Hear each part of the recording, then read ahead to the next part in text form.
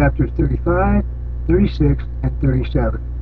Chapter 35. The synod not having come to the emperor, the partisans of Eusebius accused Athanasius of having threatened to divert the corn supply to Constantinople from Alexandria.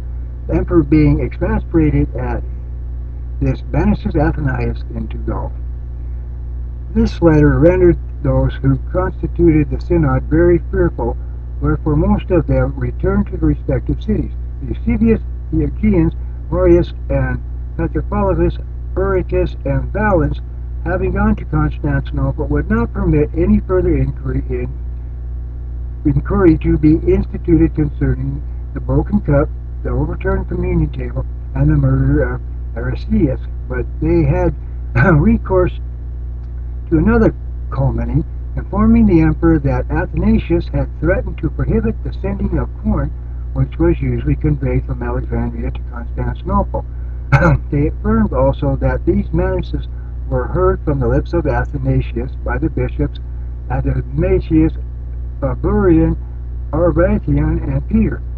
For slander is most prevalent when the assertor of it appears to be a person worthy of credit. Hence the emperor, being deceived and excited to indignation against Athanasius by this charge, at once condemned him to exile, ordering him to reside in the Gauls. Now some affirm that the emperor came to this decision with the view to the establishment of unity in the church, since Athanasius was inexorable in his refusal to hold any communion with Arius and his adherents. He accordingly took up his abode at Treves, a city of Gaul. Chapter 36. Of Marcellius, bishop of Syria, and Asturias the sophist. The bishops assembled at Constantinople deposed also Marcellius, bishop of Ancyra, of the city of Galatia Minor, on this account. A certain rhetorician of Cappadocia named Asturias, having abandoned his heart and professed himself a convert to Christianity, undertook the composition of some treatises, which are still extant, in which he commended the dogmas of Arius, asserting that Christ is the power of God in the same sense as the locust and the palmer worm are said by Moses to be the power of God, with other similar utterances. Now Asturias was in constant association with the bishops, and especially with those of their number who did not discountenance the Arian doctrine. He also attended their synods in the hope of insinuating himself into the bishopric of some city, but he failed to obtain ordination in consequence of having sacrificed during the persecution.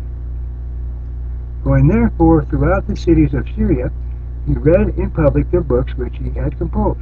Marcellius, being informed of this, and wishing to counteract his influence in his over-anxiety to confute him, fell into the diametrically opposed error, for he dared to say, as the Samosate had done, that Christ was a mere man. When the bishops then convened at Jerusalem had intelligence of these things, they took no notice of Asturias, because he was not even enrolled in the catalogue of ordained priests, but they insisted that Marcellus, as a priest, should give an account of the book which he had written. Finding that he entertained Paul of Samosat's sentiments, they required him to retract his opinion, and he, being thoroughly ashamed of himself, promised to burn his book. But the convention of bishops being hastily dissolved by the emperor summoning them to Constantinople, and the Eusebians on their arrival at that city again took the case of Marcellius into consideration, and as Marcellius refused to fulfill his promise of burning his untimely book, those present deposed him, and sent Basil into Assyria in his stead. Moreover, Eusebius wrote a refutation of his work in 3 books, in which he exposed its erroneous doctrine. Marcellius, however, was afterwards reinstated in his bishopric by the synod at Sardicia, on his assurance that his book had been misunderstood, and that on that account he was supposed to favor the Samsonian views, but of this we shall speak more fully in its proper place. Chapter 37. After the banishment of Athanasius, Arius, having been sent for by the emperor, raises a disturbance against Alexander, Bishop of Constantinople.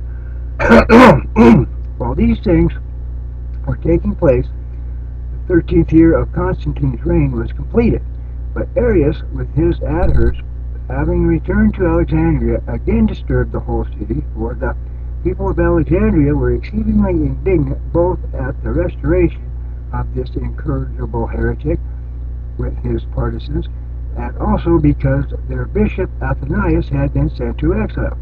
When the emperor was appraised of the first disposition of Arius, he once more ordered him to repair to Constantinople and give an account of the commotions he had afresh endeavored to excite.